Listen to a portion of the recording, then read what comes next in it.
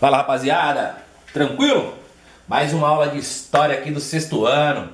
Hoje nós vamos falar sobre mapas e cartas e suas projeções, né? Muito importante para nós, né? Para a nossa sociedade, para a humanidade. Como vimos, os mapas são o resultado visível da representação do espaço geográfico pela cartografia.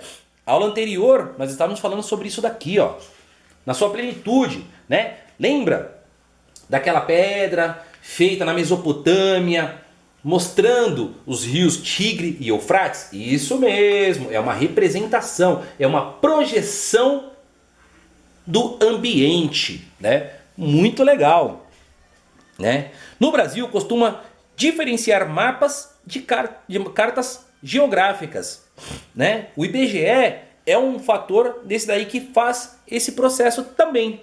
Segundo o Instituto Brasileiro de Geografia e Estatística, o IBGE, carta é a representação no plano, em escala média ou grande, dos espaços, aliás, dos aspectos artísticos e naturais de uma área tomada de uma superfície planetária, né? Subdividida em folhas delimitadas como linhas convencionais, os paralelos e os medianos. Lembram dos paralelos e dos medianos? Né? As linhas. Muitas linhas fazem esse processo, os paralelos e os medianos, né? Com a finalidade de posicionar a avaliação de parâmetros com grau de precisão compatível com a escala. Lembra uma vez que eu falei para vocês aquela escalinha que muitos mapas têm? 1:100. Então 1 centímetro equivale a 100 metros.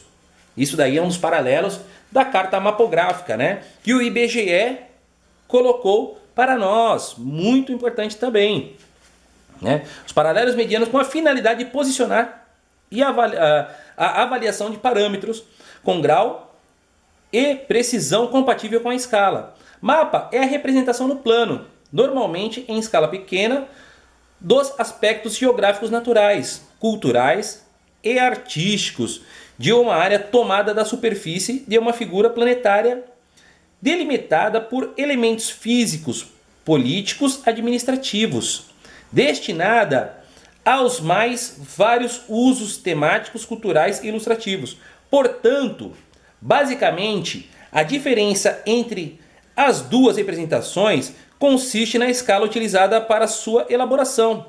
Os mapas são feitos em escalas pequenas para a construção das cartas.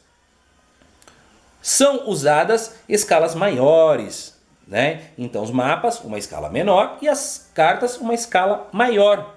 Apesar dessa diferenciação, podemos usar uma classificação única para ambos os casos.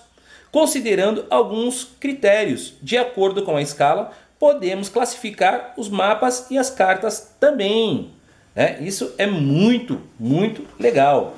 Como nós iríamos fazer a construção desses mapas, gente? A melhor forma de representar a superfície da Terra é o globo, né? O globo terrestre. Por causa da sua forma esférica, porém os mapas são mais práticos se serem manuseados e permitirem a representação de áreas pequenas com maiores definições dos detalhes. Portanto, o primeiro desafio da cartografia é como representar uma superfície esférica em um plano, né? Segundo, e como produzir áreas mais extensas em tamanho reduzido, que é esse processo daqui, né? Então aqui nós voltamos ao contrário, de 100 metros vira 1 centímetro. Olha para você ver como que é fácil de nós aprendermos esse processo. A solução para esses problemas é o uso das projeções cartográficas. No primeiro caso, é o recurso da escala. No segundo caso, olha para você ver aqui, a solução para esses problemas é o uso das projeções cartográficas no primeiro caso. Então a gente faz uma projeção. E no segundo caso, a escala, que nós acabamos de passar. Projeções cartográficas.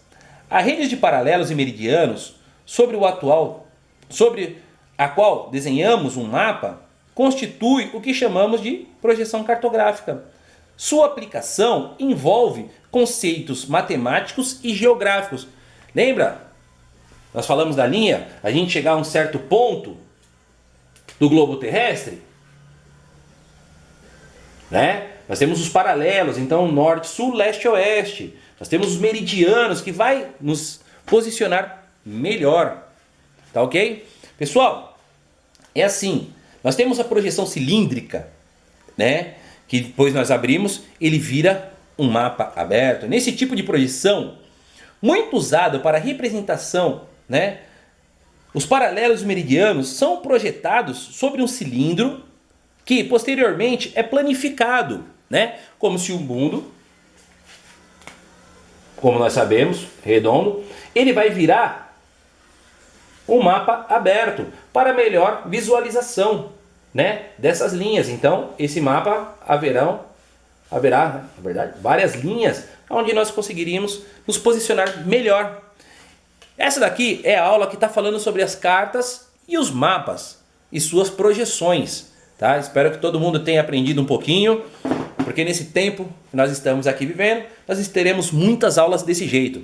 Então, anteriormente, nós falamos sobre a cartografia e nessa aula sobre as cartas e os mapas. Você vê que eles são muito parecidos, tá? Rapaziada, até a próxima aula. Um abraço a todos.